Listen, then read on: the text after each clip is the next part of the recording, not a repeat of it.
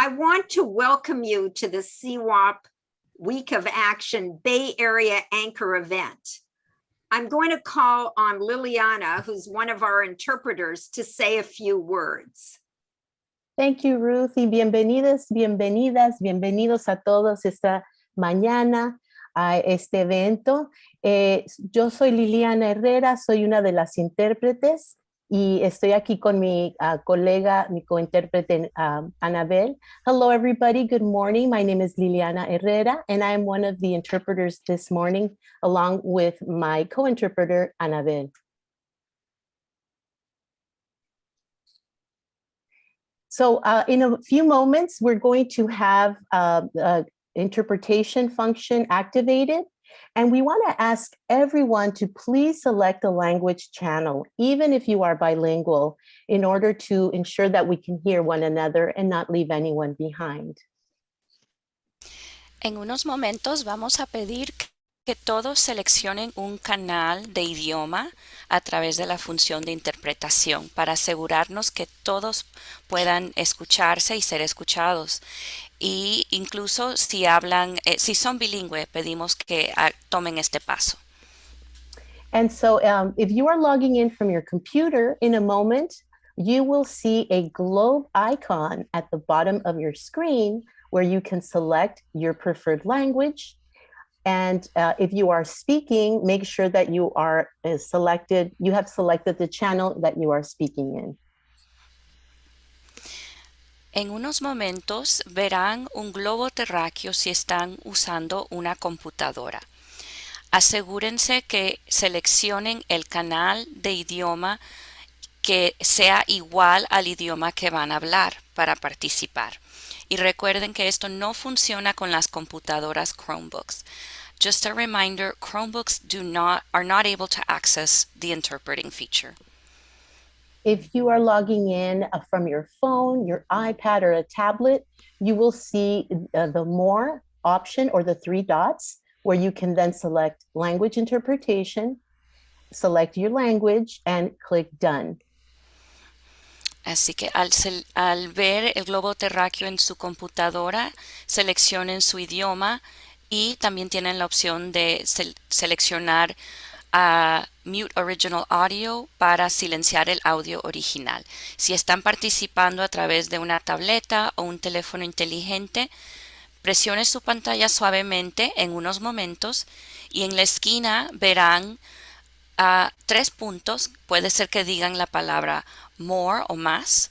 Seleccione ese menú y lo llevará a la opción de interpretación de idiomas. Seleccione su idioma y luego presione la palabra listo o done para activar este módulo. Okay, I'm going to start the interpretation now. That sound right? Yes, and just a quick reminder to all the speakers to please speak at a moderate pace to ensure that no one is left behind. And you will see us appear on the screen doing this sign. And we actually invite everyone to do it with us, just in order not to interrupt you verbally and to remind you to breathe between phrases. Y nomás para recordarles también a las personas que van a presentar hoy día que hablen a un ritmo moderado. Si nos ven haciendo esta señal, significa hablar un poco más lento, respirando entre frases, para asegurar que todos estemos en la misma conversación. So now, enjoy the meeting, que disfruten, and please go ahead and activate the feature.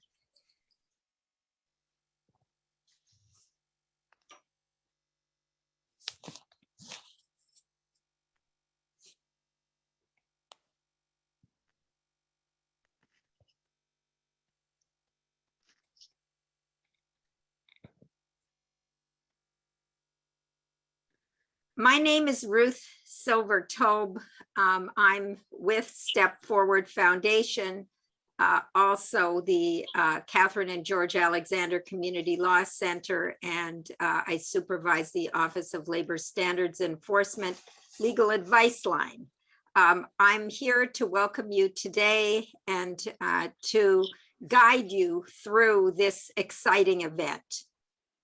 During the pandemic, the state passed many urgent measures to protect workers from disease, death, workplace hazards, and exploitation.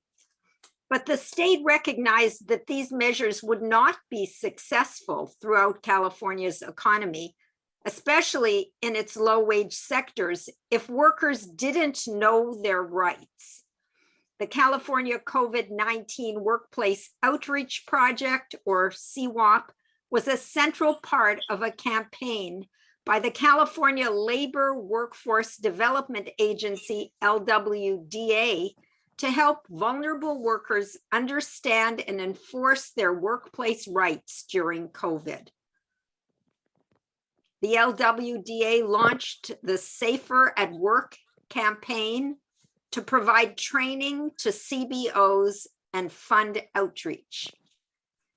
Effective outreach requires trusted messengers in the community to deliver information that is accessible and language appropriate.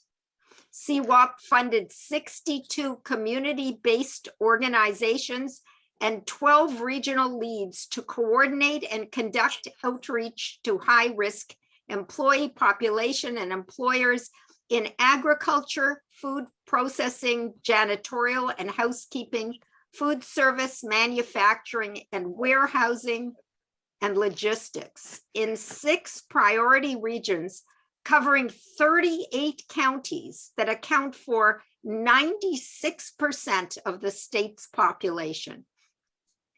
In the first 5 months of the campaign, CWOP organizations had achieved over 450% of the state's initial campaign goals, which is very impressive, and conducted outreach and education in more than 17 languages.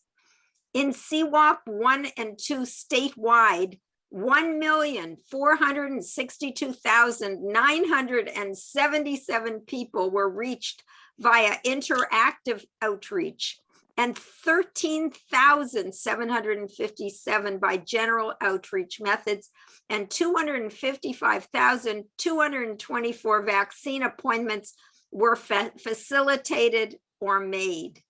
CBOs used tabling, in-person events, phone and text banking, social media posts, radio and television ads, and email newsletters to raise awareness.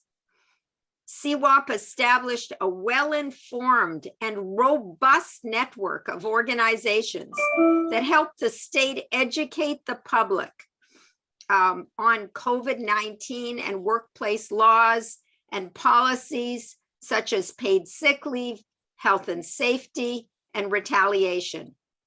The organizations and individuals from Step Forward Foundation in Santa Clara County, a few of whom you will hear from today, reached 15,245 people through interactive outreach and facilitated or made referrals for vaccines to 832 people. CWOP has been a wildly successful enterprise and has expanded the reach of CBOs into vulnerable communities, to immigrant workers, and to workers of color that are in need. We wish to see California continue CWOP and establish community-based workers' rights education as a permanent part of its efforts to ensure that workers know their right to fair workplaces and dignity, including fair wage and hour laws, occupational health and safety rules, the right to speak against abuses without being bullied or retaliated against. Today, we are here to celebrate CWOP's accomplishments, to introduce you to CWOP South Bay partners, and to provide a glimpse of the impressive work we have done in diverse communities and in multiple languages during COVID. You will be hearing from elected officials from state and local government, representatives of Step Forward, the Santa Clara County Office of Labor Standards Enforcement, the Fair Workplace Collaborative, WorkSafe, the LWDA, Cal OSHA, the Labor Occupational Health Program, Kiwa, and a day laborer, fast food worker, and a care home worker. So first, it is an honor and privilege to introduce our first speaker, Assembly Member Ash Kalra. Ash Kalra was elected to serve in the California State Assembly in 2016, representing the 27th Assembly District. In 2008, Ash made history by becoming the first Indian American to be elected to the San Jose City Council. He is chair of the Assembly Labor and Employment Committee. Prior to serving on the City Council, he was an attorney for the Santa Clara County Public Defender's Office for 11 years. As I have often said when I introduce him, I believe that Ash has a clone because he is at every rally, every march, and every community event and celebration, often at 3 or more at the same time. He even showed up at 5 a.m. to support a San Jose McDonald's worker who experienced retaliation. Assemblymember Kalra has consistently championed workers' rights and human trafficking and bills which were signed by the governor, including AB 1947 that lengthened the statute of limitations in retaliation cases, and AB 2034 that provided for human trafficking training for transit workers.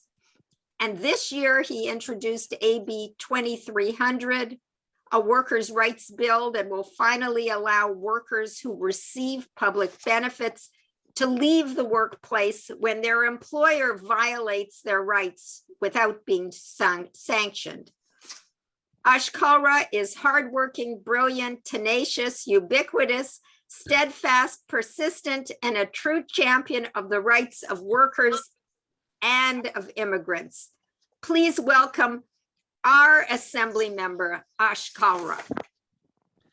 Wow, well, that was very generous, Ruth, and I certainly prefer shorter introductions, but it's very kind of you. And my dad's actually sitting close to me here, so he likes hearing all the things you're saying about me. But I look at that lineup of speakers today, and I have so much respect for the organizations and individuals on that list. Most of all, Ruth, the work that you do as a leader, the bills you mentioned, the retaliation bill and the human trafficking bill we did together, and so it's great to be able to be here in San Jose as a representative of the 27th Assembly District, chair of the Labor Committee. And I see later on Senator Cortese, our Senate Labor Chair, will be speaking. And I believe this is the first time ever that both houses of the legislature have Labor Committee chairs from San Jose at the same time. And I think that speaks volumes of not us, but of the communities that we represent, and the fact that the labor movement is so strong here in San Jose, in Silicon Valley, in Santa Clara County. But there's still a lot more work to do, and that's why we're here. I'm very happy to be here on this California Worker Outreach Program Planning Day of Action to share with all of you some of the work we've been doing in the Assembly Labor Committee on COVID-19 worker protections. Now, our committee has focused on legislation to ensure the health and safety of California workers, especially during this pandemic. For example, the Labor Committee has supported the following bills: AB 2043 by Assemblymember Robert Rivas, which is the OSHA Health and Safety for Agricultural Workers bill. And it required OSHA to develop health and safety guidance on COVID-19 for agriculture employers and employees. As we know, farm workers have been hit very hard during the pandemic, and we had to act quickly to make sure that their work conditions were safe and that they were respected as they were required to continue to go to work during the pandemic to feed all of us. Another bill, AB 685 by our majority leader, Eloise Reyes, that's the COVID-19 exposure notification, which requires employers to provide written notice to employees who may have been exposed to COVID in the workplace, and enhances OSHA's ability to enforce these standards to prevent workplace exposure. There was a lot of resistance from industry on that bill, but we were able to push it through. And it's been critical in terms of employees being notified when there is exposures at their workplace. Another bill, SB 275 by Senator Pan, which is the personal protective equipment for healthcare and essential workers. And that requires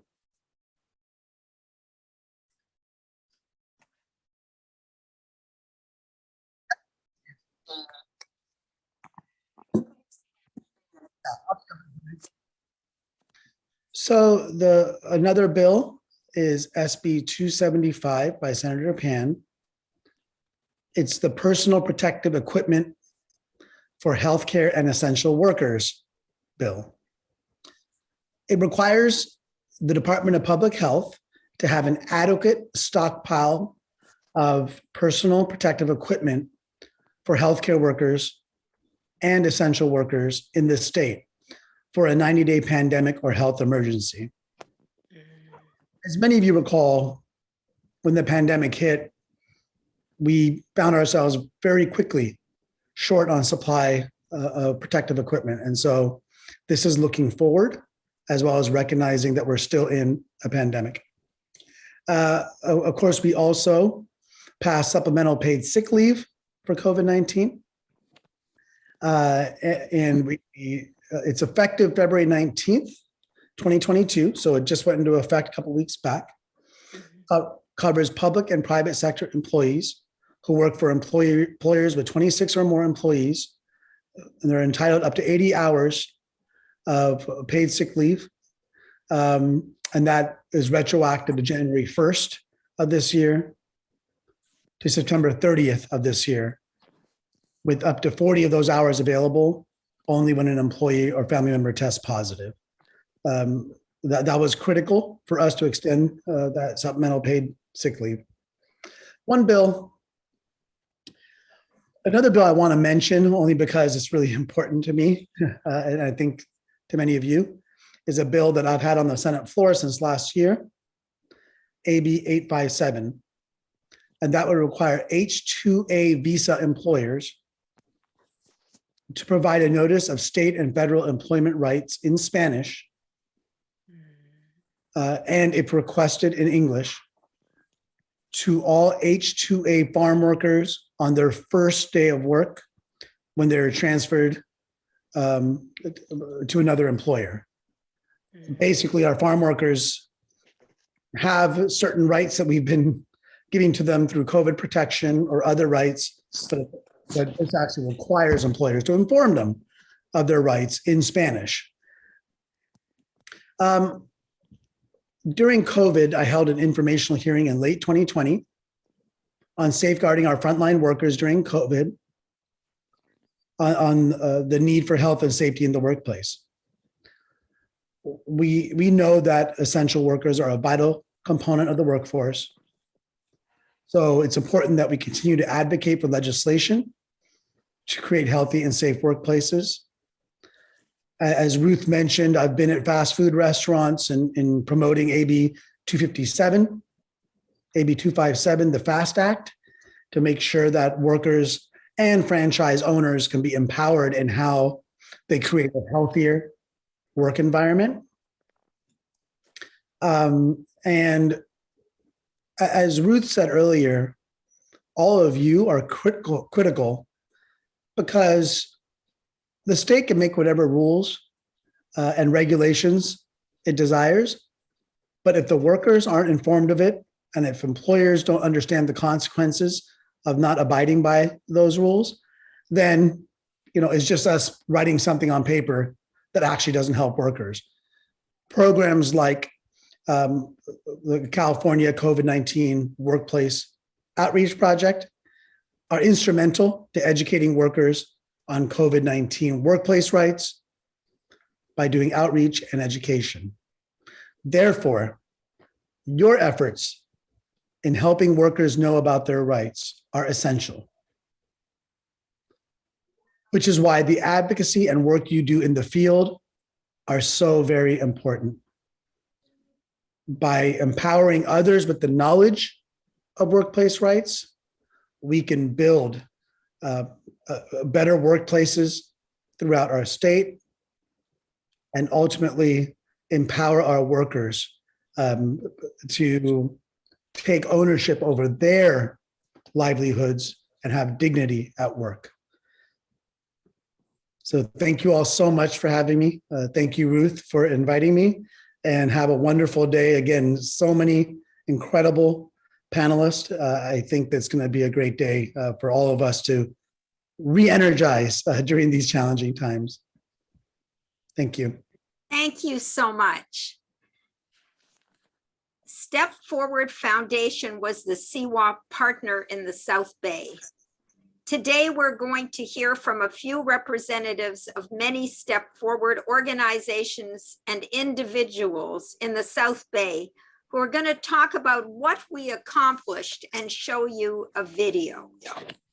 Our first speaker is Ming Lu, who will talk about the work she did with Step Forward for CWOP. Ming? I represent Step Forward Foundation. During COVID 2.0, we have reached over 8,200 people through interactive outreach by texting, phone calls, training sessions, tabling, and community canvassing. More than 6,400 of those were through in-person outreach when we passed out workers' rights information along with the PPEs and or at-home COVID tests. We target minority populations in Santa Clara County as well as Alameda County, Contra Costa, and San Mateo counties. Some of my most satisfactory outreach events were to the restaurant workers by door-to-door restaurant crawling. And these workers risk their lives and health and work through pandemic to serve us. They are hard to reach through general tabling events because they are usually busy at work when we are reaching out to the general public. When I knock on the restaurant doors and give the workers their rights information as well as the PPE or the test kit, they genuinely appreciate the efforts. Sometimes I show up at the restaurant before it's open or after it was closed, and the staff and the owner are always willing to let me in. So the extra effort to reach the restaurant workers is necessary. In Santa Clara County alone, between January 2015 and September 2019, restaurant workers were owed nearly $5 million back wage judgment. Additionally, during COVID 2.0, we have created a fun video on the topics of the difference between employee and independent contractors using Lego figures, because we see a lot of the cases of misclassification. It's published on YouTube in 5 languages, English, Spanish, Vietnamese, Tagalog, and Chinese. And shortly, I will put those links in the chat. Please help us promote the video. Thanks. Thank you, Ming, for your great work. Our next presenter is Felwina Opiso Mondina of PAWIS. and Step Forward. And she was part, and her organization was part of CWAP. And she's going to show you a video of some of the exciting and impressive outreach work that they did. Magandang araw. Good day, everyone. I am happy to share a little bit about PAWIS, or the Filipino Association of Workers and Immigrants, of which I am also a member. PAWIS is a grassroots organization advocating for the rights and welfare of workers and immigrants in Santa Clara County.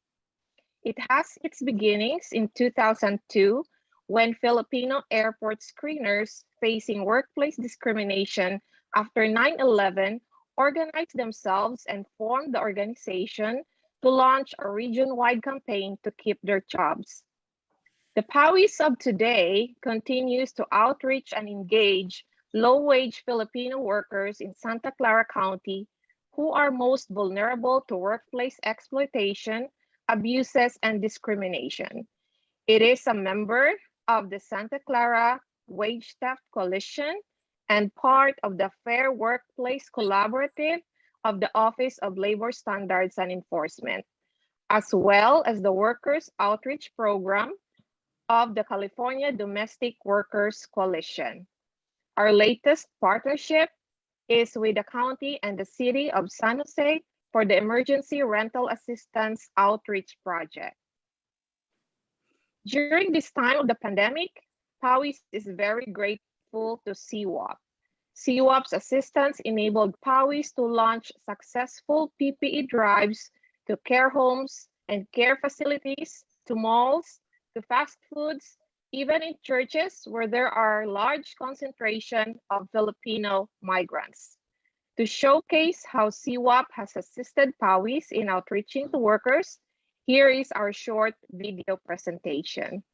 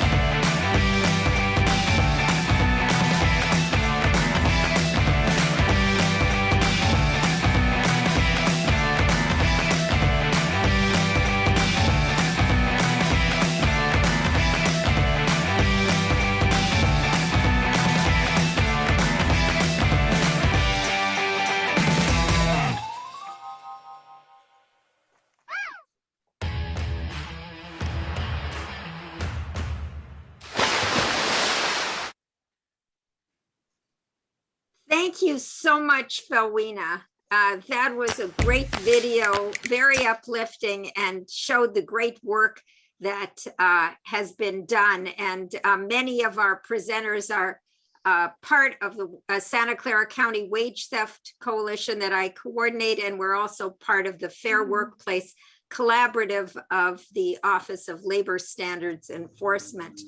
So our next speaker is Carlos Areola. He is from the Day Worker Center of Mountain View and part of CWOP, and he will tell you about the work that they have done. Thank you so much, Ruth, and good morning, everyone. My name is Carlos Areola Jr., and I'm the Community Outreach and Education Supervisor for the Day Worker Center of Mountain View. The Day Worker Center, through its mission of connecting workers and employers in a safe, supportive environment, empowering workers to improve their socioeconomic condition through fair employment and education and job skills training, participation and advocacy efforts that support the day labor community, has for 25 years been a trusted organization that day laborers. Carlos, Yes. speak slower. I will. Thank you. Thank you. Has for the last 25 years been a trusted organization that day laborers and all workers know that they can turn to in their time of need. Over the transcourse of the California COVID-19 Workplace Outreach Project, the Day Worker Center, through its Worker Initiatives Secure Encounter WISE program and its partners, performed continuous outreach and education activities throughout Santa Clara County. During our outreach, our WISE team was able to speak with and inform countless essential workers of the dangers of COVID-19, the best ways to protect themselves against the virus, how to prevent wage theft, and as well distribute resources that are offered by the state and the county in case they fall sick due to COVID-19. With our education efforts, we were able to conduct in-person and virtual workshops with the goal of informing workers on how to protect themselves against wage theft and the perils of COVID-19. In each encounter, for every resource bag with crucial information passed, PPE distributed, workshop conducted, vaccination, test, appointments made, rapid test kits delivered, the Day Worker Center ingrained to the community that we are here to assist them and stand in solidarity with them. We look forward to continuing working with the state of California, Santa Clara County, and our beloved partners and allies, so we may create a workplace that all workers can feel safe and secure. Thank you so much. Thank you, Carlos, and thanks for the great work of the Day Worker Center of Mountain View and CWOP. We also had Josue Garcia, who did so much outreach for CWOP at the Mexican consulate that they gave him an office. And Christian Alano and Kyle Mondina, who texted furiously using PDI. So CWOP's reach goes far beyond the Bay Area and extends to almost every corner of the entire state, as I mentioned in the introduction. We're now going to hear from Alexandra Sa. Alexandra is the executive director of Kiwa Koreatown Immigrant Workers Alliance. It's a multiracial worker center in LA.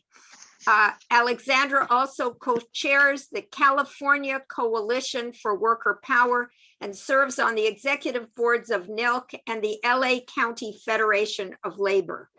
Founded in 1992, Kiwa builds the power of immigrant workers and residents to transform workplaces and communities. I'm very excited about Kiwa and the work it does.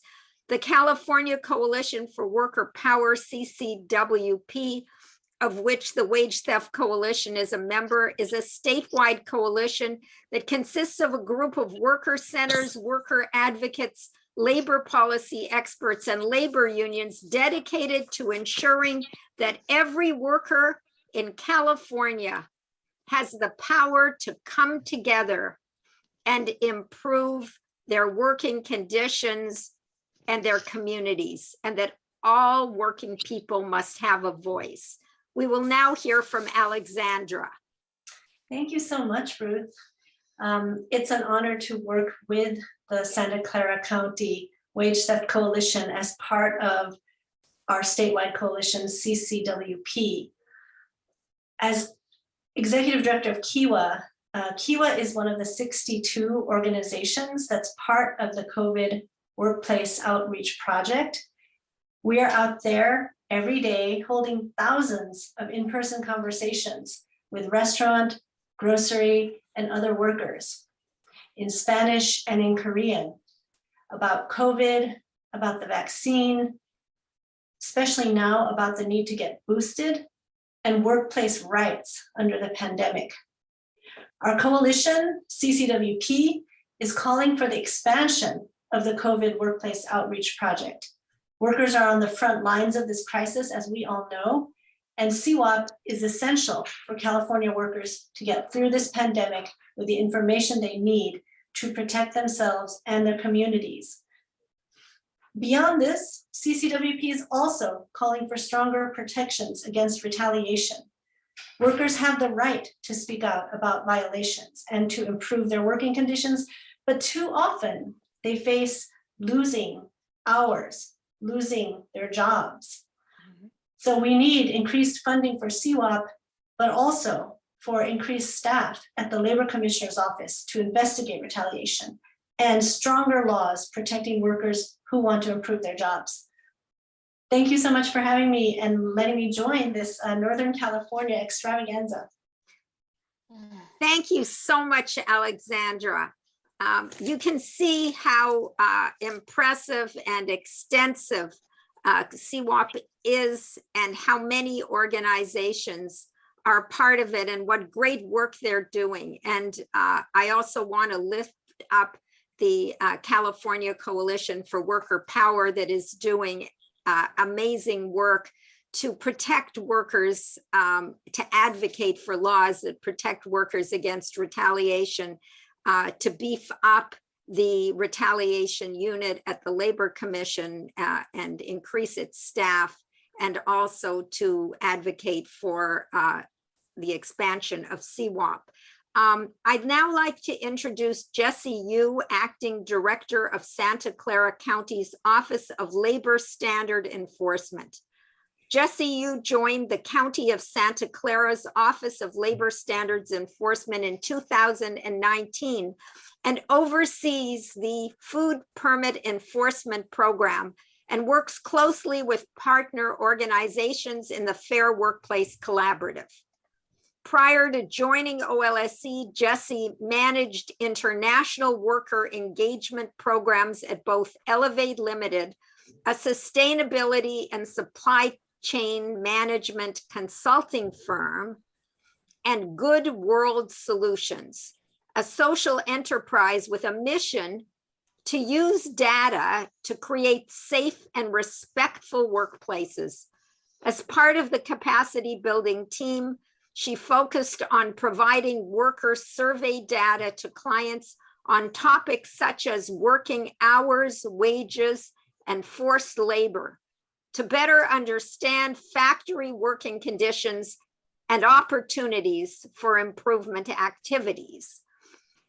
I work closely with Jessie Yu as part of the Fair Workplace Collaborative, and also as the supervisor of our legal advice line, where we have attorneys who give free advice in English, Spanish, Tagalog, Mandarin, Vietnamese, and Visayan. We will now hear from Jessie Yu. Thank you for that kind introduction, Ruth. Good morning, everybody. Thank you again for the opportunity to join today's activities. We're so excited to be here. Like Ruth mentioned, my name is Jessie Yu, and I'm a program manager at the County of Santa Clara's Office of Labor Standards Enforcement. To give a little bit of background, the Office of Labor Standards Enforcement, or OLSE in short, was created by the county's board of directors in 2017 after the need for county action to address wage theft was highlighted, especially by many community leaders on this call. So thank you for everyone's actions that have brought us to this point. The mission of OLSE is to advance labor standards through thoughtful community and business engagement, strategic enforcement, innovation and study, and policy development with a commitment to social justice. Our office does this primarily in two main ways. Firstly, through community outreach and education, and secondly, through labor standards enforcement. For outreach and education, OLC partners with community trusted organizations like those in the Fair Workplace Collaborative, that is, many of which have spoken already and spoken earlier. The Fair Workplace Collaborative provides resources, trainings, and individual assistance to both businesses and workers to help create awareness of their rights and responsibilities. One of the resources that has been especially essential throughout the COVID-19 pandemic is the free attorney staffed advice line, accessible in the 8 languages that Ruth just mentioned. And these are, this is for businesses and workers who are seeking information or seeking assistance with workplace issues. For example, in 2020, the legal advice line received and responded to over 5,500 calls, with employment attorneys providing information to callers in English, Spanish, Tagalog, Chinese, Vietnamese, Hindi, and Punjabi. For labor standards enforcement, OLC partners with state and federal partners like the California Labor Commissioner's Office and the Department of Labor's Wage and Hour Division. These partnerships ensure that county food permittees do not commit wage theft and that current and potential county contractors comply with applicable federal, state, and local wage and hour laws. Through our enforcement activity, OLC and our partnerships with the state and federal partners, we were able to collect almost $100,000 of unpaid wages of workers in Santa Clara County. We have a long way to go, and we're excited about the next steps ahead. But in conclusion, workers' rights programs like the Fair Workplace Collaborative and the California Worker Outreach Program are so important to our county's diverse communities and its most vulnerable workers. For example, for over 40% of the calls in 2020 that were to the attorney staff advice line were from non-English speaking workers, workers and businesses, and the advice line became an important avenue of information to the community. So OLC is just so proud to partner with the community organizations within the Fair Workplace Collaborative as they continue to create awareness of the rights and responsibilities of Santa Clara County's workers and businesses so that we can create safe and respectful workplaces for everybody. Thank you again for this opportunity.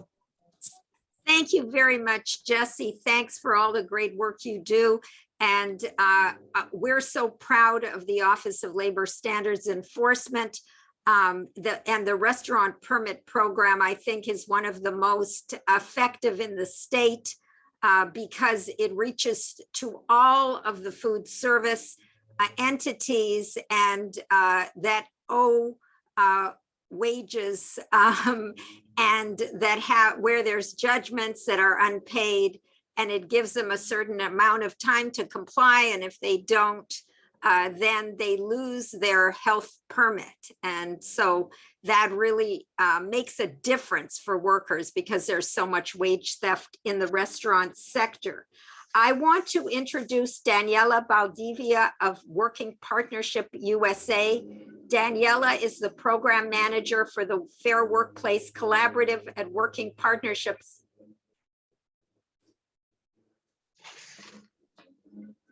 Sure. Okay. So Daniela Baldivia is the program manager for the Fair Workplace Collaborative at Working Partnerships USA. She has been involved in community work since her first campaign back in the spring of 2015. Since then, she has worked on numerous campaigns that fight for the rights of women, children, BIPOC, and working people. We will now hear from Daniela. And I also want to tell everyone to try to speak slowly too. I need to follow that advice as well. Thank you, Ruth. Good morning, everyone. It's a pleasure to be here with all of you today. Over the past 2.5 years, we have done such amazing work. In the beginning, when the Fair Workplace Collaborative was first started back in the summer of 2019, most of us saw familiar spaces. Especially since most of us tend to work in the same communities and tend to fight for the same rights. But what we have accomplished as a Fair Workplace Collaborative is unity. We are a unit. We are a unit of dedicated individuals who believe and choose to advocate for the rights of the working class. All our amazing partners, Step Forward Foundation, the Filipino Association of Immigrants and Workers, the Day Worker Center of Mountain View, the Vietnamese American Roundtable, Working Partnerships USA, Business Prosperity Lab, and Enterprise Foundation. We have all worked tirelessly to advocate for the rights of the working families and individuals, especially when most people took refuge at home. These determined individuals marched to the front line to make sure that anyone they came across knew who we were, the services that we provide, and how to contact us. Since we've started the program, we have engaged with over 30,000 people all over the South Bay. We are even getting phone calls from out of state. We have trained over 600 people on their labor rights and have connected thousands of people to the free attorney advice line. These calls have turned into numerous cases of discrimination, sexual harassment, people being let go for testing positive for COVID, and people fighting for lost wages and winning their lost money. Just last month, we had a man that we came across who mentioned that he did not receive his last paycheck and was let go unlawfully. He was completely hopeless. But after we connected with him to the free attorney advice line, he was able to file a claim, and he's currently on the pathway to get his money back. We have done this work because as a county, a community, and with our elected officials, we have prioritized reaching the very workers who have carried us through the pandemic to make sure that they have everything that they need. Investing in this work is a choice. We are so honored to have this partnership with the County of Santa Clara County, who has made this very intentional choice to ensure every worker in this county knows their rights and has the support they need as a worker. It is incredibly important that we see the same leadership that we have here in the county across the state.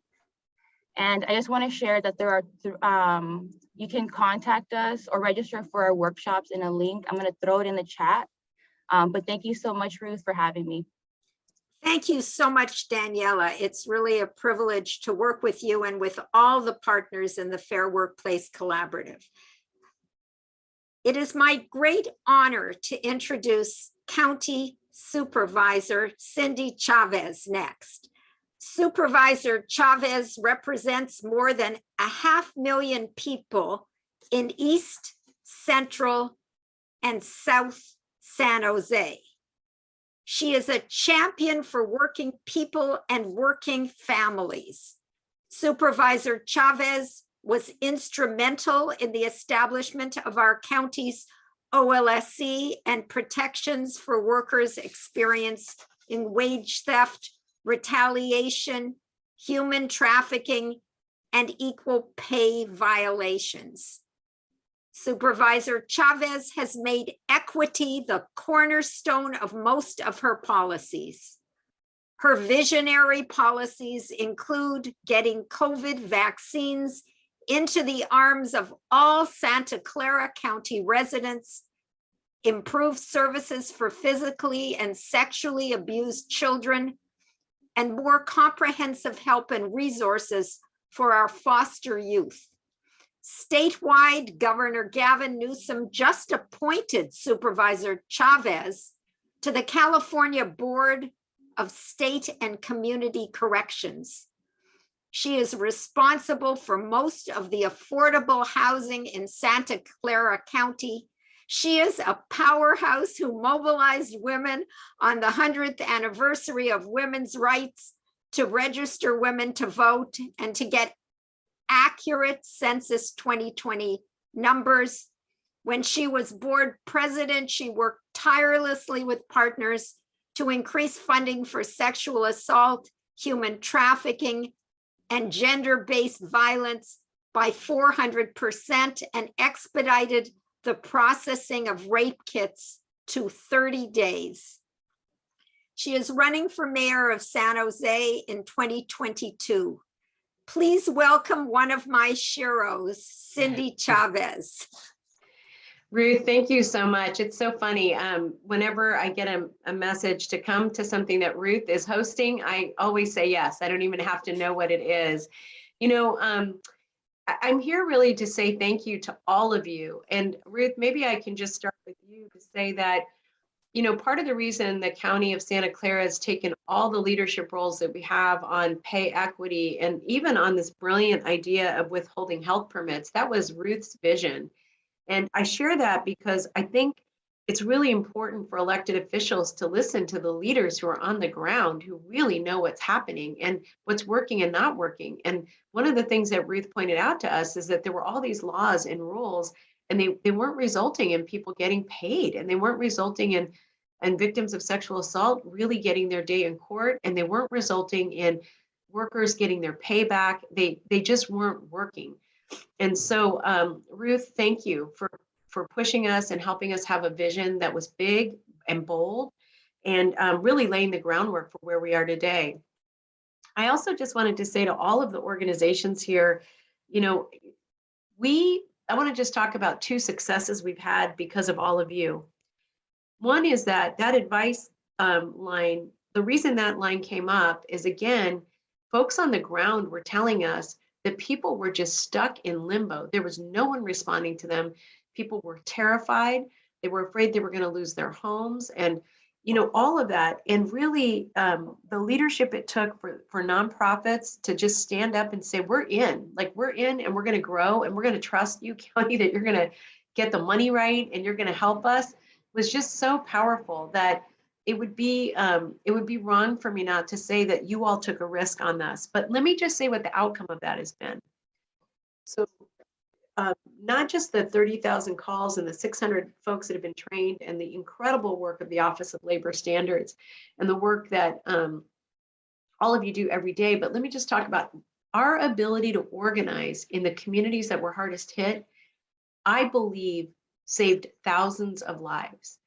And what that meant was being able to have the skill set and these nonprofits, the relationships in the community, to go out into the community and have conversations with people about getting tested, about getting vaccinated, about getting access to food and getting access to shelter if they needed it. And even now, what we found is right now, as we're going on the doors, we've added a new component and we're offering people access to CalFresh. And it's the biggest uptick we've seen in people filling out those forms to get food for their families. We know that organizing works. We know that nonprofits that have deep and meaningful relationships with the community can absolutely make change. We are the most vaccinated large county in the country. San Jose is the most vaccinated large city in the country. And 40% of all of the people who live in our county are foreign born. 60% of all households speak a language other than English at home. What that means is that we had to do this in a multicultural partnership. And I'm not saying it was perfect. It wasn't. We learned while we were doing, and we're still doing that. But what I am saying is that because of your skill set, your leadership, your commitment, and your relationships, both with the people that live in our communities, the county, and most importantly, with each other, your nonprofit collaboration under leaders like you, Ruth, under leaders like Derica Working Partnerships, and Maria Noel under Silicon Valley Rising. I'm so excited to see WorkSafe here and Posse and all these really incredible groups that your relationships with each other matter. So I want to say thank you. I'm really only here to say, wow, thousands of lives because of you, and people were able to stay in their homes because of you, get back to work because of you. And I'm just so, so grateful to each one of you. Thank you for letting me be with you. Thank you so much. You have really been a visionary leader, and you continue to be a visionary leader. I know that the legal advice line is the highlight of my work, And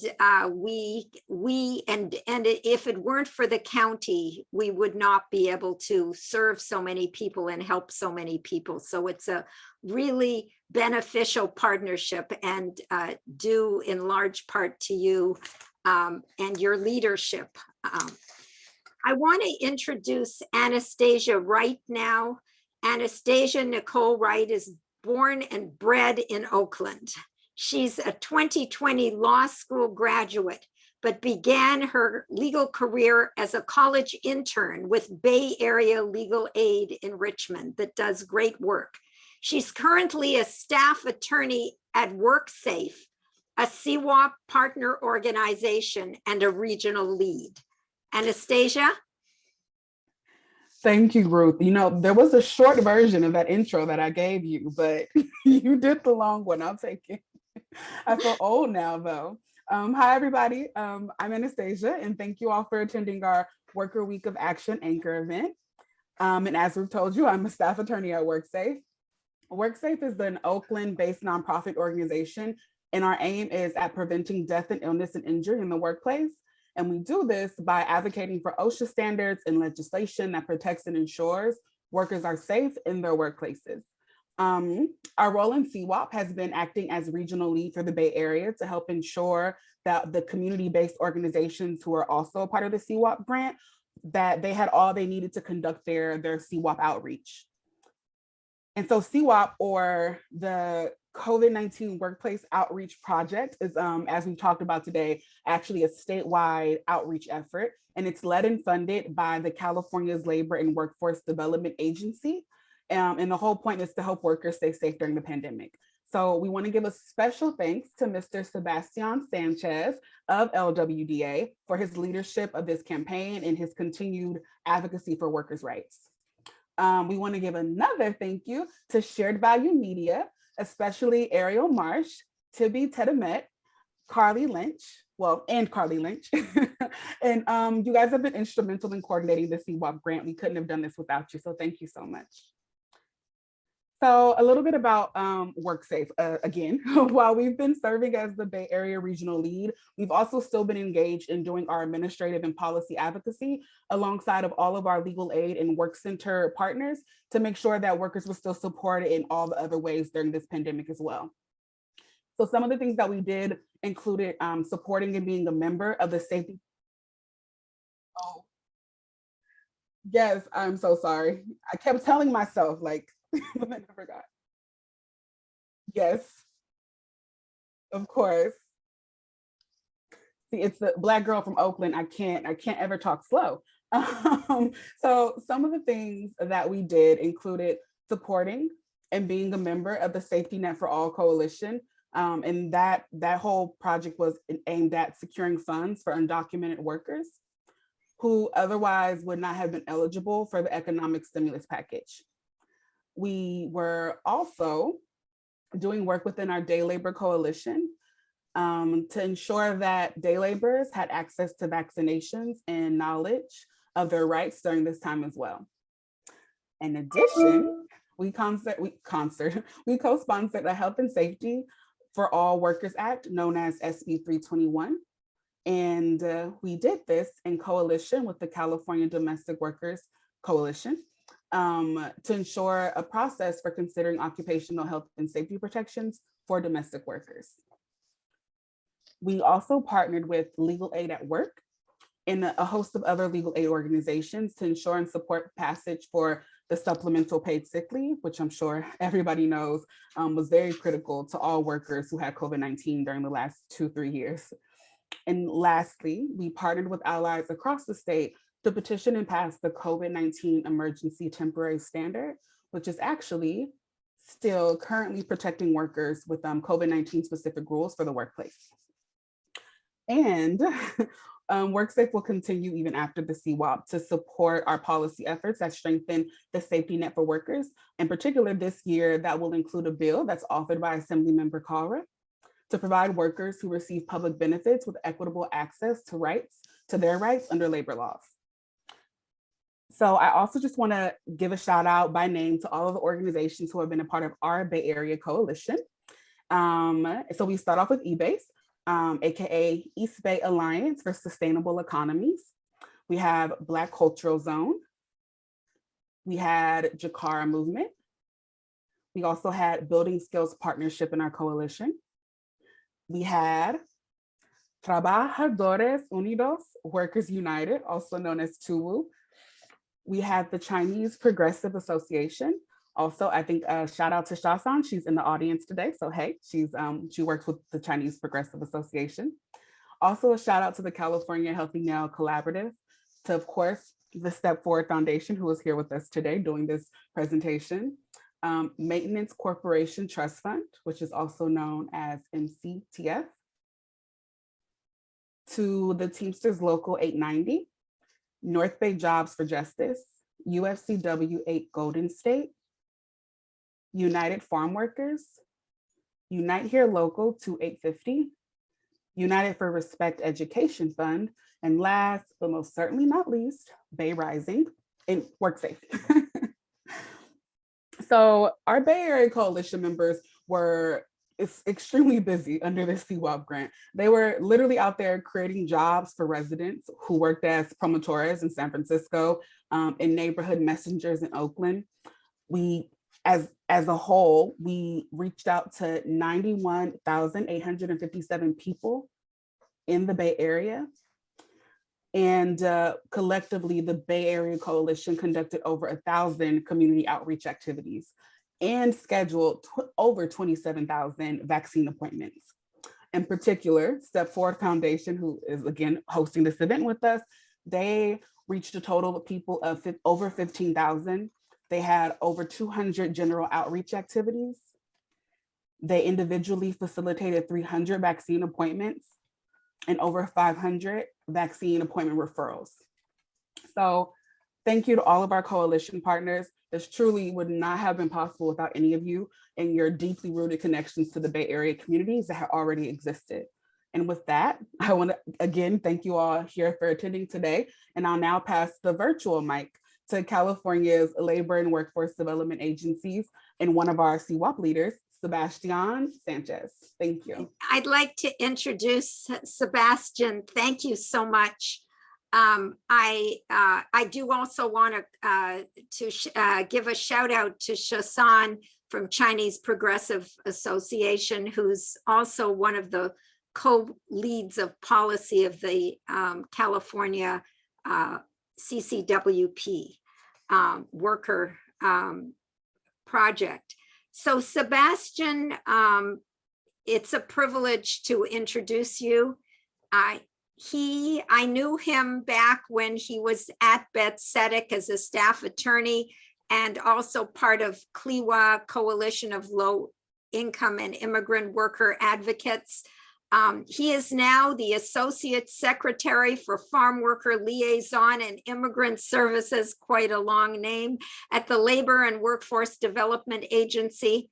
Prior to being appointed by Governor Newsom to that position, Sebastian was a staff attorney, as I said, at Bethesda since 2015. He moved to California in 2014, and he represented farm workers with California Rural Legal Assistance in Oxnard prior to joining Bethesda.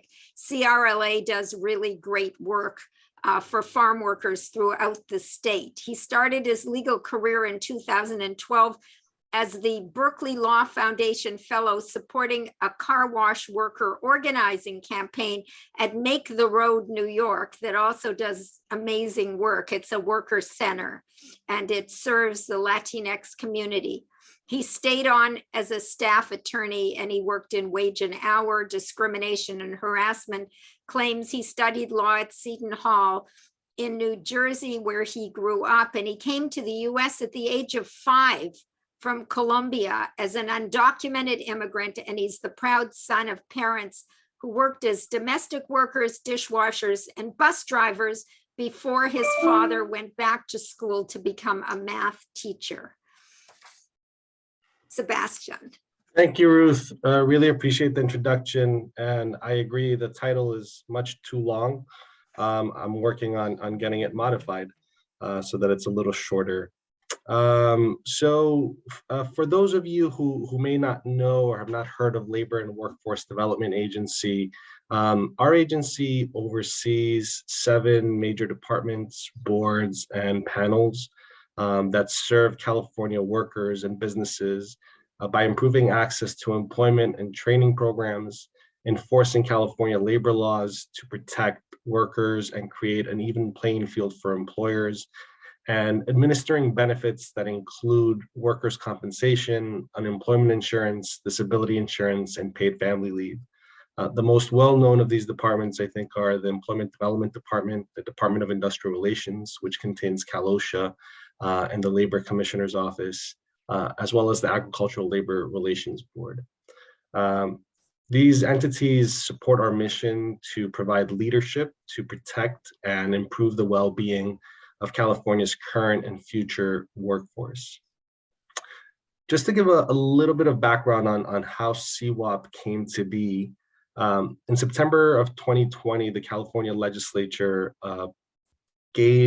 provided the labor agency with $26 million with an instruction to educate and inform workers on the protections available to mitigate the impact of COVID-19.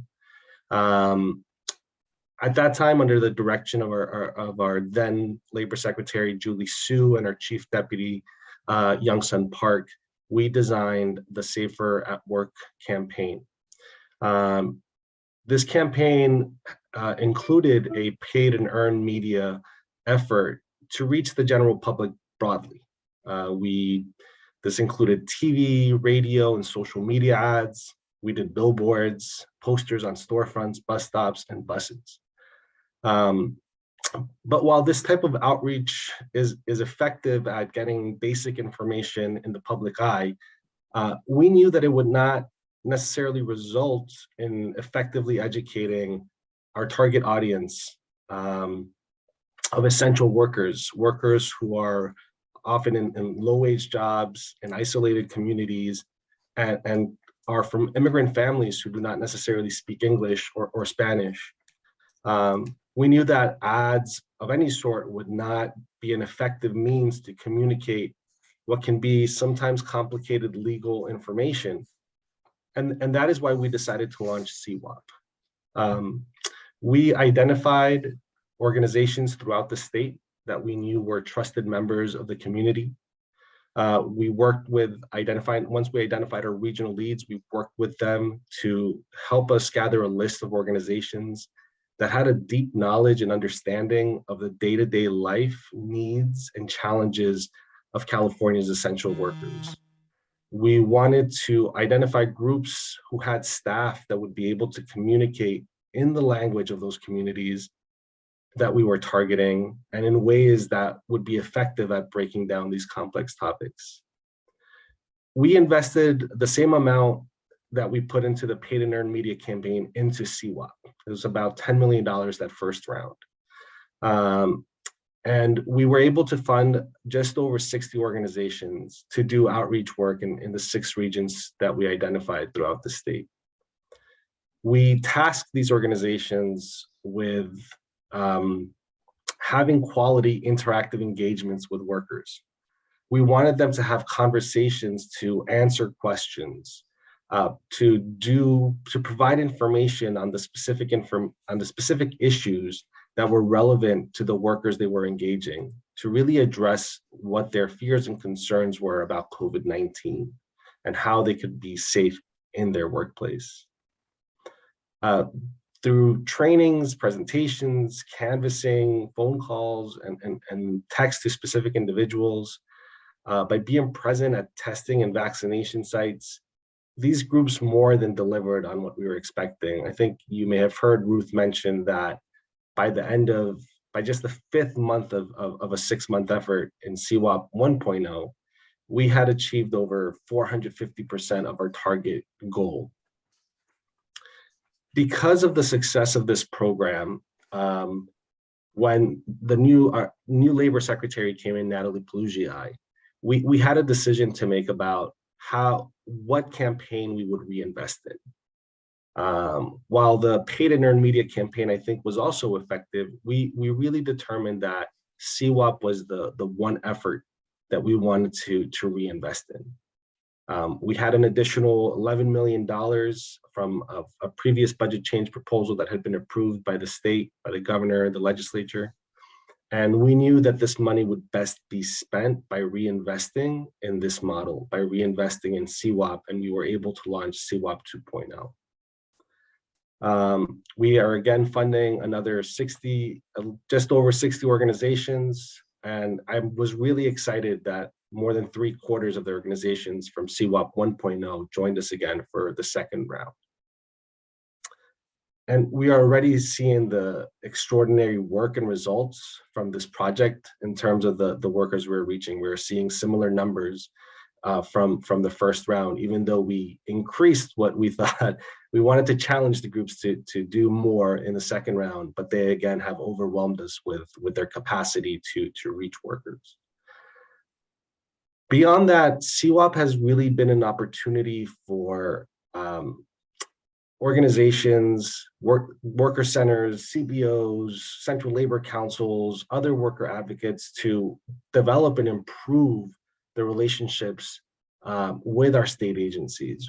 We made a concerted effort to ensure that Cal OSHA, the Labor Commissioner's Office, EDD's Migrant Seasonal Farm Worker Program, the ALRB were available to these groups and were able to provide presentations and trainings when necessary when new laws were announced.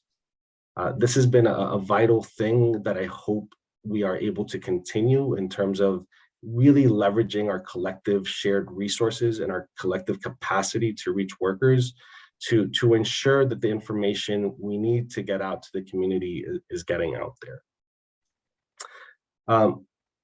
Secretary Palugi and I often talk about what is the value of a program like CWAP and the real need to replicate this model across our entire agency.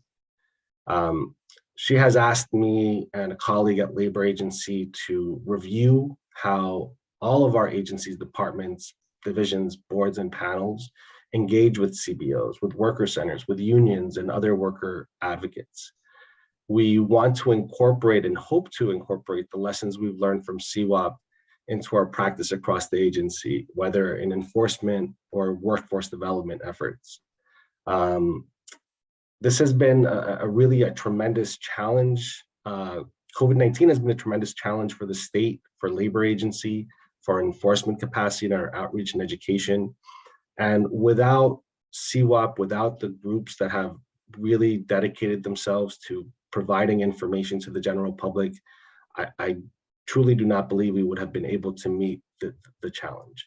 So I just want to thank all of the groups that have participated in CWAP in both rounds. I want to thank the regional lead, WorkSafe, for putting in so much work to help us coordinate all of these groups and really keep us informed as to what was needed, what was going on. And just really excited to be able to continue for a couple more months. And hopefully, if we are able to receive more funding from the legislature, we will be able to continue this type of relationship between Labor Agency and these community-based organizations. So thank you so much and really appreciate the opportunity to be here with you. Yes, thank you so much for your leadership. I've always admired you, and in this new position, we're just so impressed with the work that you've done. And I know that the partners and the California Coalition for Worker Power would love to see this continue because this model has been so successful. It's my privilege to introduce Eric Berg. Eric Berg is the Deputy Chief of Research and Standards at the California Division of Occupational Safety and Health, which we all know as Cal OSHA. Eric started his career with Cal OSHA in 1997. He was an industrial hygienist. He served as a safety engineer in multiple units. He was promoted to acting Deputy Chief of Research and Standards in 2015. He has a master's degree in environmental health engineering from Berkeley, a bachelor's in civil engineering from Cal State Chico. He's fluent in Spanish. He previously served as the Deputy Chief of Health, where he managed Cal OSHA's research and standards activity, including the development of health and safety regulations. He will also oversee Cal OSHA's medical and toxicology, asbestos and carcinogen and crane units. We'll now hear from Eric Berg. Thank you. All right. Thank you very much. Can you hear me okay? Yes. All right. Yeah, thank you very much, Ruth. Yes, Cal OSHA is a state agency whose job is to protect all workers in California from injury, illness, disease, and death. All workers have equal rights, and all workers are protected regardless of immigration status. And any worker or any concerned person can report unsafe working conditions to Cal OSHA, and Cal OSHA will investigate. Cal OSHA has the power to make employers fix unsafe and unhealthy working conditions. And Cal OSHA protects workers from all workplace hazards, and that includes COVID-19. Cal OSHA has a specific regulation to protect workers from COVID-19 going back to November 2020, making California one of the first states to do so. And this COVID protection regulation requires employers to provide time off to employees who are exposed to COVID-19 or who get COVID-19. And this is separate from paid sick leave, so this is in addition to that. And the employers have to do that unless the employer can prove that the COVID exposure was not related to work. And this COVID protection regulation also requires employers to notify workers whenever there is a COVID-19 case in the workplace. And the regulation also includes many other worker protections, including requirements for training workers, providing and ensuring masking in certain situations, improved ventilation and filtration of air, and additional more protective requirements if there's an outbreak in the workplace. The COVID-19 Workplace Outreach Project, or CWOP, led by California's Labor and Workforce Development Agency, is critically important in working with community-based organizations to raise worker awareness of their health and safety rights and the importance of the workers to participate in setting workplace protection rules. The voices of workers and the voices of community-based organizations that support workers is extremely important to Cal OSHA. Cal OSHA needs to know what dangers workers experience in the workplace and what protections workers need. The workers themselves know better than anybody else the dangers they face on the job and the protections they need. So we urgently need workers to speak up, for workers to speak up frequently and to speak up strongly to be able to pass regulations that are protective. Without worker participation, we cannot and will not be successful. One of the best places for workers in community-based organizations to have their voices heard on workplace safety issues is at the monthly meetings of the Occupational Safety and Health Standards Board, also called the Standards Board. The Standards Board is a separate agency from Cal OSHA, but the Standards Board is very important because it makes the final decision on worker protection rules. It's extremely important for the Standards Board to hear workers' voices when making critical decisions that affect their safety, health, and lives, and the lives of millions of workers in California. For example, the Standards Board will vote on whether to extend the COVID-19 protection regulations for workers during its April 21st meeting. So it's very important for workers to come to these virtual meetings and speak up about the need for these protections. For more information on these meetings, you can see their website at Department of Industrial Relations, or dir.ca.gov. Laura Stock is a member of the Standards Board and will speak later today more about it. And if a worker or community-based organization or any concerned person wants to report a workplace hazard and have it investigated, they can contact Cal OSHA at 833-579-0927, or they can go to our website, Department of Industrial Relations, or dir.ca.gov. Thank you. Thank you very much. Sebastian is going to speak, but we have to let Senator Cortese speak now because he has a noon meeting, and then Sebastian will speak. And just very quickly, I have a long introduction for him, but I'll just say quickly that he throughout his work, he's prioritized protecting workers. He initiated the county's gender and ethnicity pay equity ordinance, created the county's open government ordinance, and he created the Office of Labor Standards Enforcement to monitor the county's wage theft and living wage ordinance that he championed. He's been responsive to his constituents. He even sends a staff member to the Wage Theft Coalition I coordinate, and this week sent a staffer to the fast food workers protest in Saratoga in support of a worker with cancer who was denied accommodation and is a victim of wage theft. He's hardworking, tenacious, brilliant, and he's a champion for justice, for the vulnerable, for workers, for immigrants, and for the exploited.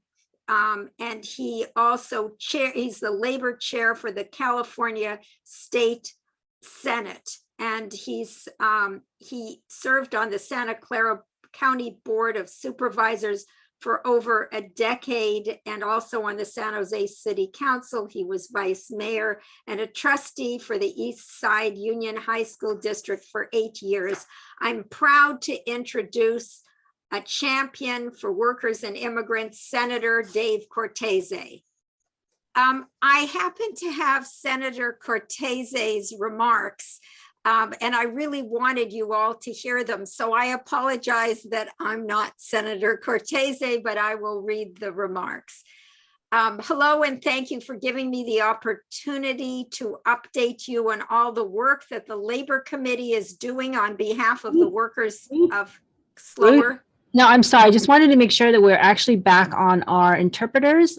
So apologize. Let's just recalibrate real quick and make sure interpreters are back. Okay. So he is going to update us on the work of the Labor Committee as on behalf of workers. As our economy continues to build after the COVID-19 pandemic, it's crucial that we remember who kept our society afloat during the various stages of lockdown and quarantine. I do not exaggerate when I say that essential workers saved thousands of lives over the past 2 years. As chair, he is chair of the Senate Labor Committee, the well-being of California's workers is my top priority. In committee and in my legislative package, we've been dealing with important policies such as: 1, during the pandemic, we saw thousands of misclassified workers that suddenly found themselves without a paycheck or unemployment benefits. I have been closely monitoring developing legislation around misclassification and will continue to push for all workers to get the benefits and pay that they deserve. Paid sick leave, this is the second one, is an important part of those benefits. As a member of the Budget Committee, he made sure that workers can take paid time off for COVID. Everyone benefits when sick employees can take time off without worrying about losing their wages or their jobs. I've co-authored and helped negotiate legislation that will make payroll more transparent and streamlined. It's a start, but we have to do more to stop wage theft, and especially companies hiding behind a maze of contractors and subcontractors to evade enforcement. I second that.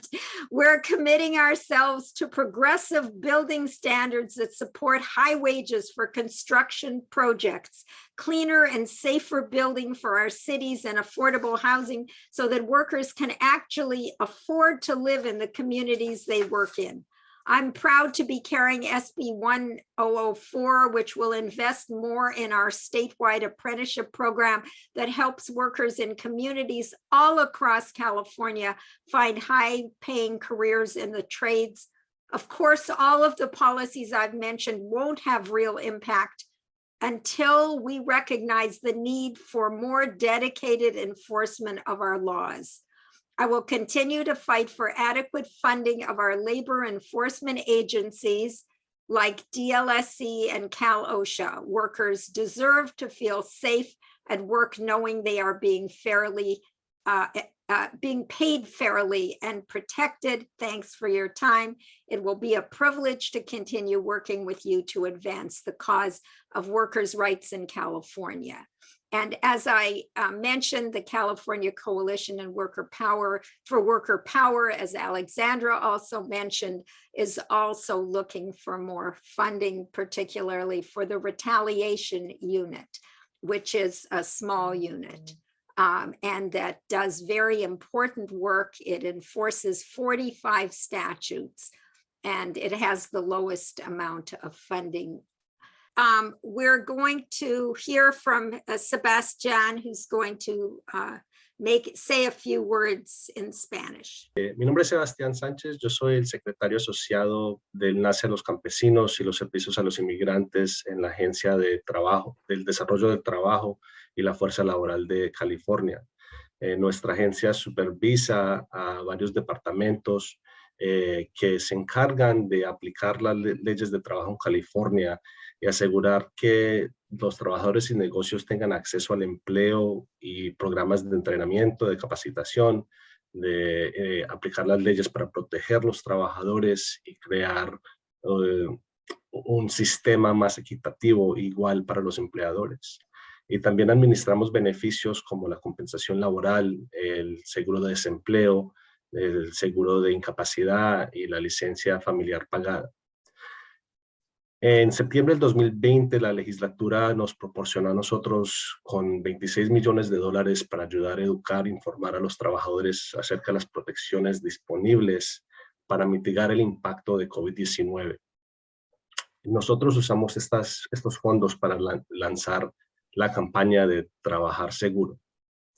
Esta campaña usamos también esfuerzos para llegar al público general a través de propagandas, a través de propagandas en televisión, en radio, en los medios sociales, pero sabíamos que esto no era suficiente, que era necesario para llegar a los trabajadores de una forma efectiva, llegar a las comunidades de inmigrantes, de trabajadores de bajos ingresos, de trabajadores en comunidades aisladas, que teníamos que trabajar con grupos comunitarios, que teníamos que trabajar con centros de trabajadores que tienen esa capacidad para hacerle el alcance y llegar de una forma efectiva a estos grupos.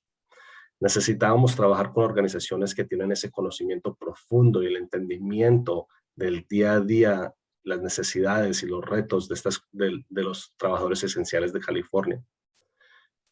Nosotros pudimos invertir $10 millones, un poquito más de $10 millones en este proyecto de alcance, de participación en 6 regiones a través del estado.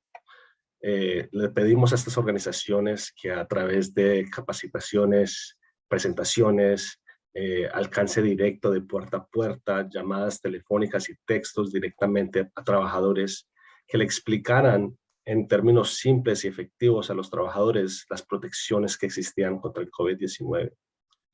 Y en los primeros 6 meses de este programa, estos grupos fueron capaces de llegarle a más de 1.3 millones de trabajadores, más de 450% de lo que inicialmente les habíamos pedido hacer. Por el éxito de este programa, la Agencia de Trabajo decidimos reinvertir otros $10 millones en este programa para poder hacerlo por otros 6 meses. Sabemos que este programa es clave para poder desarrollar una relación estrecha entre las agencias que aplican la ley en el Estado y estas organizaciones comunitarias. Y esto es necesario para asegurar que podemos llegar a todos los trabajadores de California con la información que necesitan en una forma en que ellos puedan entender. Este es un modelo que buscamos replicar, que queremos volver a hacer y estamos interesados, si nos llegan los fondos de la legislatura, en poder hacer este tipo de modelo de trabajo en con todas las agencias que están todas las entidades que están bajo nuestra agencia. Y con eso, digo muchísimas gracias por dejarme participar y le regreso la palabra a Ruth. Next, I'm going to introduce our next speaker, Laura Stock. Laura is the director of the Labor Occupational Health Program, LOHP, of the Northern California Center for Occupational and Environmental Health. The mission is to promote safe, healthy, and just workplaces and build the capacity of workers and worker organizations to take action for improved working condition. LOHP serves workers, unions, labor management groups, CBOs, small business, government, and the general public with a focus on addressing the disproportionate impact of poor working conditions on low-income communities and communities of color. In her over 35 years at LOHP, she has developed training programs and educational material on occupational safety and health issues, and provided technical assistance and consultation to workers' unions, joint labor management committees, employers, policymakers, and others on how to set up comprehensive and effective health and safety programs. Ms. Stock also is a governor-appointed member of the Cal-OSHA Standards Board, charged with developing health and safety regulations for the state of California. Laura. Thank you, Ruth. And I'm really happy to be here. And I'm excited to also add my appreciation to all the worker and community organizations participating in CWOP. LOHP was also fortunate to be able to participate in that effort as well, both providing training as well as capturing stories of successful strategies for taking action. And we know that the pandemic has had a disproportionate impact on communities of color and low-wage workers, and all the organizations that have been part of this campaign have been vital in reaching those communities to provide support and information about their rights and how to exercise them. One thing I've been able to witness as a member of the Standards Board is how essential it is to hear from workers when policies are being developed, as Eric mentioned earlier. During the Standards Board meetings over the last couple of years, it has been crucial to have testimony from workers on the front lines of this epidemic. We have heard heartbreaking stories of folks who have become sick from COVID at work, but have been unable to stay home because it would mean losing the ability to support their family. We have heard from workers experiencing harassment and assault as they have been tasked with the job of enforcing mask mandates among customers. And we have heard from workers who have had no access to masks and basic protective measures like distancing, cleaning supplies, ventilation, etc. And all of these stories have had a direct impact in highlighting the critical elements needed in policies to prevent the spread of COVID at work, including requirements for employers to provide high-quality masks, effective indoor ventilation, sick leave and exclusion pay so those workers who are exposed at work can stay home without losing their ability to provide for their family. And this provision is particularly important because the supplemental paid sick leave that was recently passed excludes workers who are in workplaces that are less than 26 workers. LOHP has also been involved in a number of research studies of workers in retail, fast food, and other low-wage industries that have provided further evidence of the issues that people are facing, including a lack of information about their rights, lack of access to protective measures, fear of retaliation from their employers when requesting protections, and economic hardship from lost jobs and from a lack of paid sick leave. And some of the recommendations that have come out of these studies include the need for better outreach and education campaigns like CWAP, equitable access to healthcare and sick leave, strong anti-retaliation measures, and more resources for Cal OSHA and other agencies to enforce labor law protections. We are now in a challenging time where many people are tired of the pandemic and policymakers are taking steps to roll back many of the mandated protections that we know to be effective, including indoor masking, and moving to strategies that rely on individual choice. But we have learned that COVID is a public health crisis where the choices of individuals impact others, and that when people are exposed in the workplace, it will have an impact on the home and the larger community. We hope that the pandemic is receding, but numbers are still high, and we know that we must remain vigilant to possible new surges. We need to continue to support effective public health solutions that ensure that workers, and by extension, their families and the larger community, can remain safe. And I hope we can continue to support public education campaigns like CWAP that can bring information and support that will empower workers and their communities to take action to improve their working conditions. Thank you for allowing me to be part of this great event. Unmute yourself, Ruth. Yeah, thank you.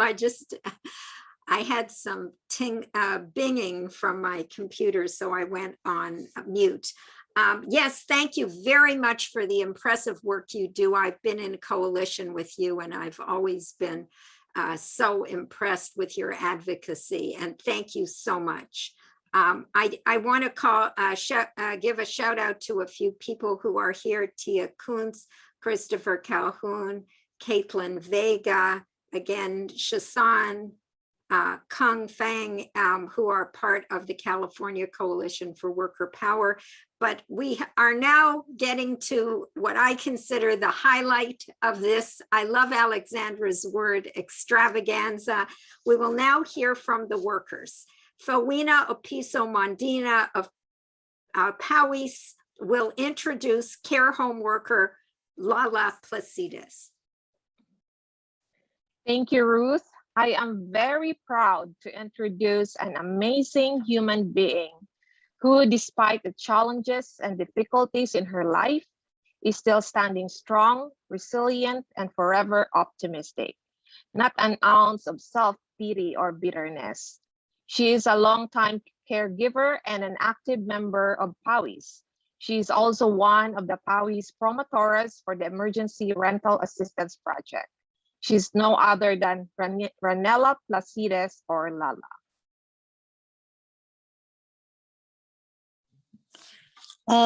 Hello po, magandang araw sa ating lahat. Ako si Ranela Placides, o mas kilala bilang Lala. Ako ay Can I make sure Peter's also here? Yes. Peter will be translating after Lala speaks. We'll be interpreting. Translating is for writing. We'll be interpreting after Lala speaks. Thank you. Okay, ako ay isang caregiver at member ng Powys South Bay. Napadpad ako sa US noong 2010 dahil naging biktima ako ng labor trafficking. Ang akala ko, pagiging guro ang magiging trabaho ko sa Maryland. Ngunit ginawa kaming mga tauhan sa isang daycare center. Lumipat ako sa California noong April 2012 at naging isang live-in caregiver sa isang care home. Nag-alaga ako ng 3 pasyente, 24 oras, 7 araw sa isang linggo, at ang sahod ko lang ay 1,200 per month.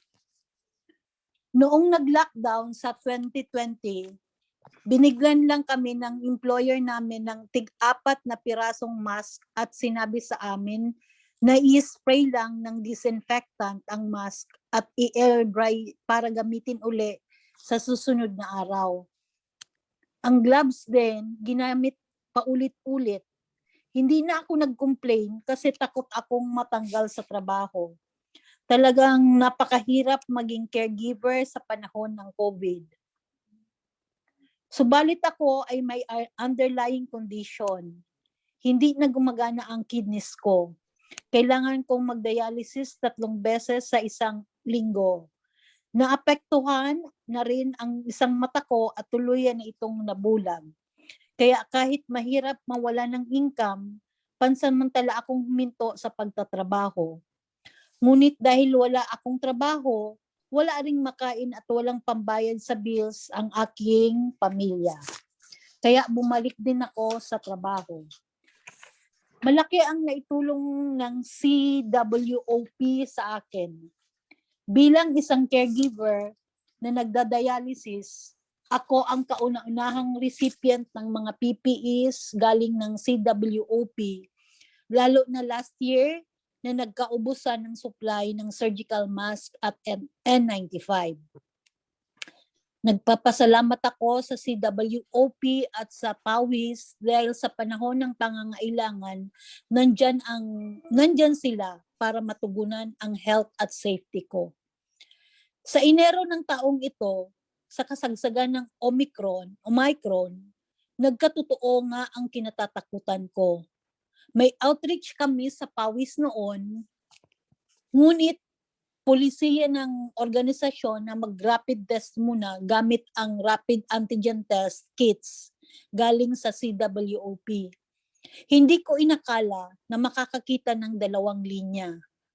Tinulungan ako ng PAWIS na mag-quarantine sa hotel, ngunit dahil nga sa medical condition ko, kailangan akong isugod sa ospital dahil nalulunod ang baga ko sa tubig at nahirapan akong huminga. Sa awa ng Diyos, nalampasan ko ang mga medical emergencies ko at patuloy akong tumulong sa PAWIS sa pag-outreach sa mga manggagawang katulad ko para ipaalam ang kanilang karapatan sa pananarbaho at hikayatin silang dumalo sa mga Know Your Rights training namin. Salamat sa pagbigay ng panahon para ma-share ko ang aking buhay at karanasan. Sana magpatuloy pa ang CWOP kasi malaking tulong ang proyektong ito para sa aming mga caregivers. Salamat uli at mabuhay tayong lahat.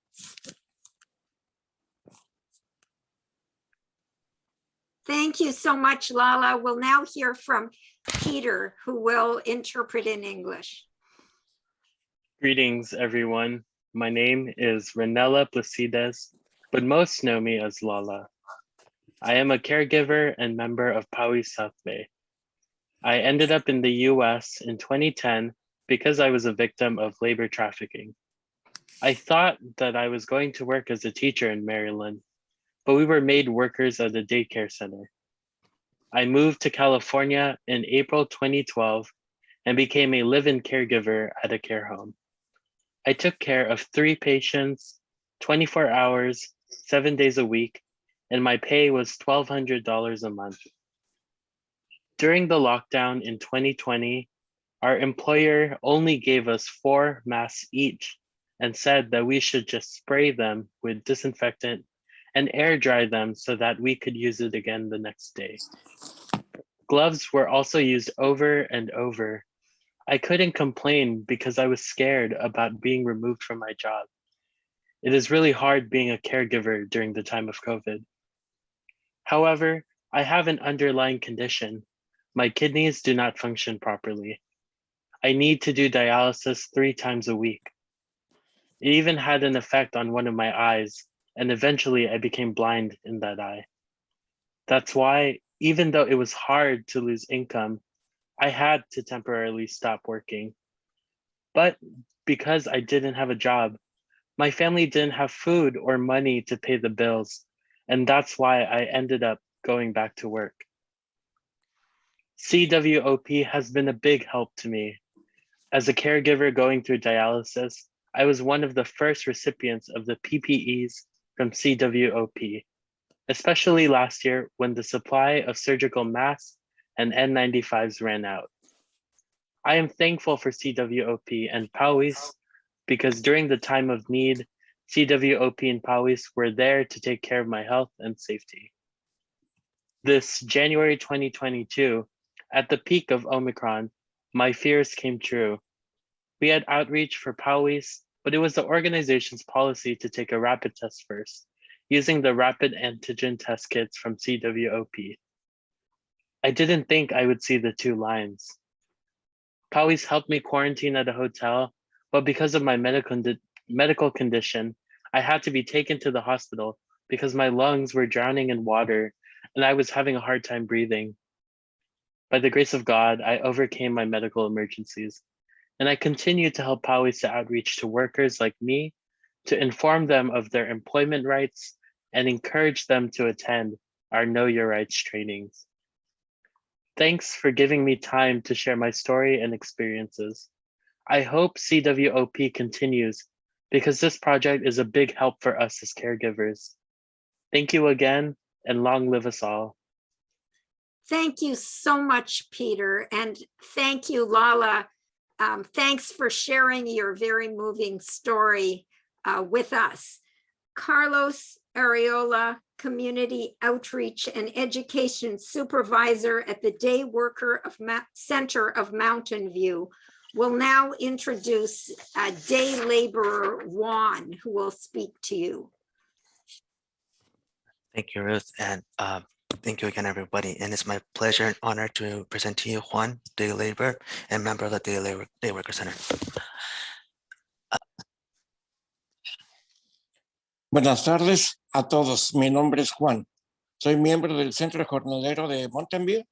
Soy obrero deshabilitado, sobreviviente del COVID-19 y del robo de salario. Hoy hablaré de nuestras experiencias como jornaleros y jornaleras. Durante la pandemia, tristemente, cuando se habla de robo de salario, el tema es muy conocido por mí. En estos 3 años de pandemia, para nosotros, jornaleros y jornaleras, no ha sido fácil. Los últimos años ha habido aumento de robo de salario, violaciones de salud y seguridad en muchos lugares de trabajo, no solo donde trabajamos nosotros, los jornaleros. En estos momentos, nosotros como trabajadores somos vulnerables, pero lo bueno es que no estamos solos. Hoy tenemos nueva ayuda para todos respecto a la salud y bienestar del trabajador. Gracias al estado de California, el condado de Santa Clara nos está proporcionando nuevas herramientas de salud y bienestar y consejos para cuidarnos del COVID-19, con uso de mascarillas, distancia social, acceso a vacunas contra el COVID y pruebas caseras que nos está proporcionando el Centro Obrero y otras organizaciones. Tenemos la oportunidad de seguir trabajando con menos riesgo, aparte del acceso del equipo de protección personal y pruebas caseras para detectar el COVID. El centro, en colaboración con otras organizaciones, está realizando talleres de derechos laborales y clínicas de abogados para quienes tengan problemas puedan tener una asesoría y comenzar el proceso para hacer valer sus derechos en el lugar de trabajo. Todas estas ayudas nos están siendo proporcionadas por parte del Centro Obrero de Mountain View, que es lugar que se preocupa para que tengamos trabajo y cuida de que tengamos garantías y seamos respetados como trabajadores. El Centro Obrero se preocupa por nuestra salud y nuestros derechos. Como siempre, están pendientes de la comunidad. Le agradezco de corazón al Centro Obrero, al Estado de California, al Condado de Santa Clara y a todas las organizaciones que colaboran. Ahí hacen todo lo posible para que los trabajadores sean protegidos y respetados.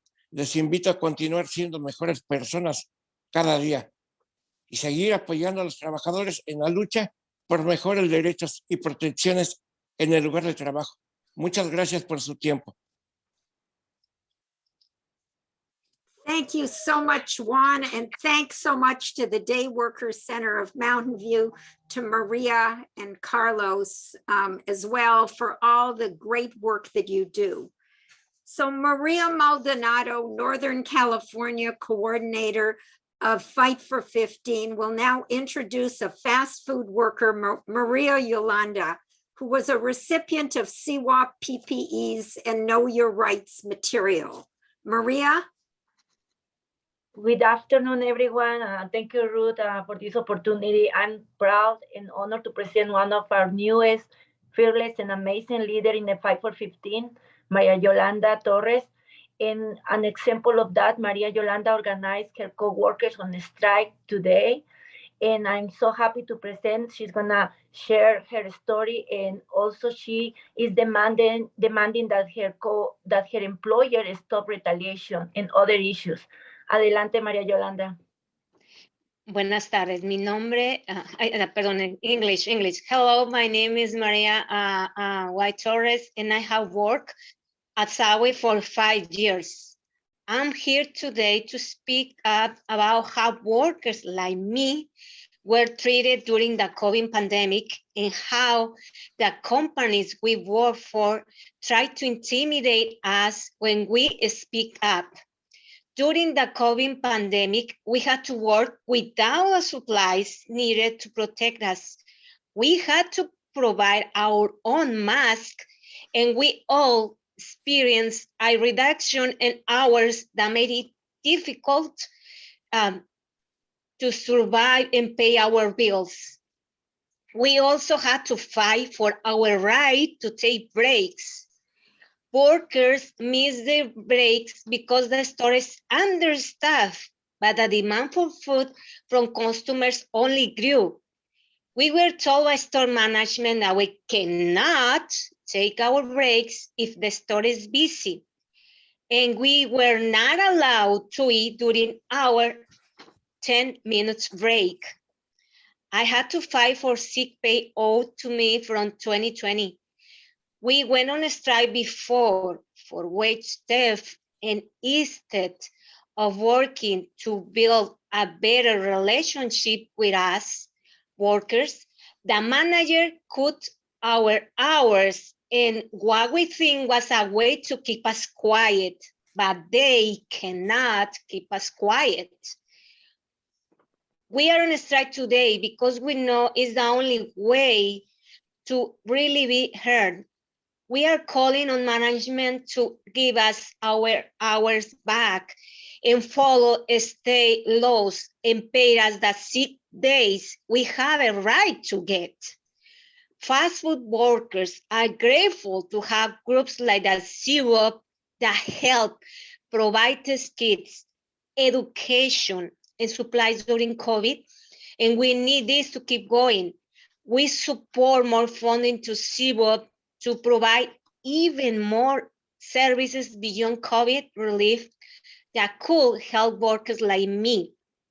We also need support for laws like AB 257 that can protect us and make the concerns of fast food workers a priority. This law will give 500,000 fast food workers like me a say in the issues we face every day, like a paid sick leave. So today we said no to retaliation and wage theft, and yes to ABT 257 and working power. Thank you for letting me to speak now. Thank you so much for your stirring speech, for your work, and we're really grateful to all of the workers.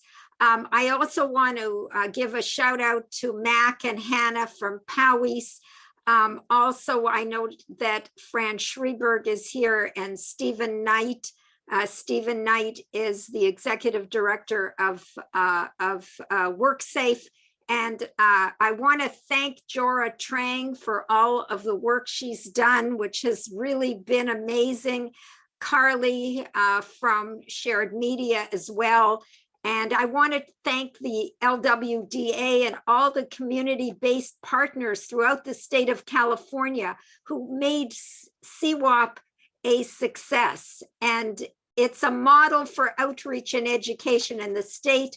We hope that community-based worker rights education will continue and become a permanent part of the state's effort to ensure that workers know their rights. Finally, I want to thank all of you who attended this CWAP Anchor event. And please join us at our afternoon outreach, again, extravaganza event with an LED truck. And thank you so much, CWAP, for providing this LED truck. I didn't know what that was, but I've seen pictures and it's impressive. It has flashing lights and it has a big screen, and on it in a loop are Know Your Rights information, a video, as Ming mentioned, and it is big, and it's going to be parking in various locations where workers and CBOs will be distributing test kits, PPE, and Know Your Rights, workers' rights information. I just want to give you the locations, and you can text if you'd like to go from 12:45 to 1:15. They'll be at La Plaza Market, 40 South Ringsdorf Avenue in Mountain View. 2:15 to 3, we will be at McKee Seafood Supermarket and Chavez Market, 2331 McKee Road, San Jose. 3:45 to 4:15 p.m. we will be at Seafood City Supermarket, 1535 Landis Avenue, Milpitas. And at 5 p.m. to 5:30 p.m. we will be at the very subway that Maria Yolanda was speaking at, and the workers will be striking at 980 South Winchester Avenue, San Jose. Thank you. I see Jora is saying the party has just begun, and that is so true. Thank you again. I'm grateful to all of you from the bottom of my heart for joining us today, and keep up the good work.